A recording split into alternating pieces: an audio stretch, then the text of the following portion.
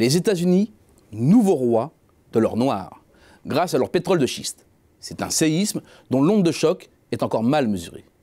Deux choses fondamentales ont changé. 1. Les États-Unis dominent le marché. Ils ont pris l'ascendant en inondant le marché mondial de leur pétrole de schiste.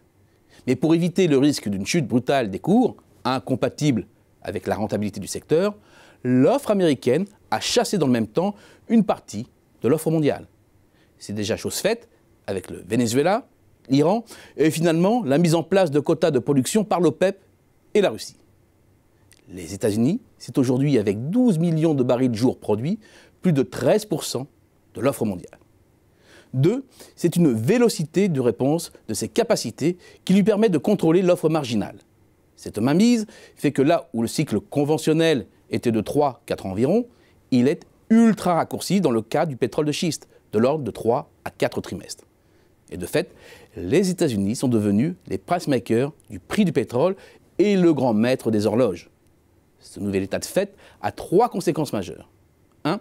Cela bouleverse le cycle d'inflation, le temporisant et le raccourcissant.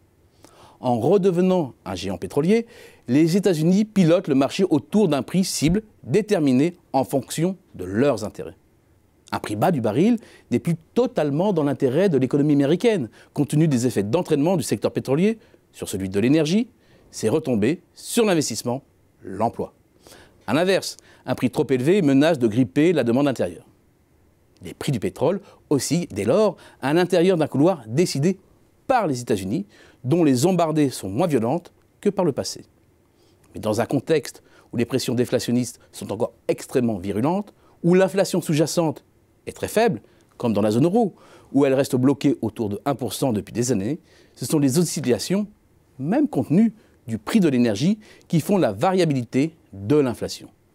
La hausse des cours du pétrole entraîne ainsi quasi instantanément une hausse de l'inflation et mord sur le pouvoir d'achat de l'ensemble des pays européens. Ceci freine la consommation et la croissance.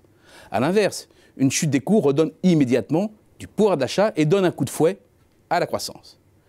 Cela complique donc sérieusement la tâche de la BCE. Les cycles d'inflation sont à la fois moins amples, mais surtout moins longs, alors que les délais de réaction à la politique monétaire demeurent au minimum d'1 an. Compte tenu de la plus grande réactivité de l'industrie pétrolière américaine, les périodes de croissance forte et de faible inflation et les périodes de croissance faible et de forte inflation s'enchaînent de plus en plus rapidement. Et il y a régulièrement conflit d'objectifs pour les banques centrales entre croissance et inflation. Et l'on comprend mieux ainsi pourquoi la BCE ne cesse de remettre au calendrier grec la hausse de ses taux. Finalement, la domination américaine a pour troisième conséquence un plus grand décalage des cycles des deux côtés de l'Atlantique. Le tempo de la croissance américaine tend à se régler sur celui du secteur énergétique. Mais la prospérité énergétique américaine pénalise la croissance européenne. Par exemple, la hausse du prix du pétrole de l'été 2017 à l'automne 2018 a fait plier la croissance en Europe alors qu'elle a dopé celle des États-Unis.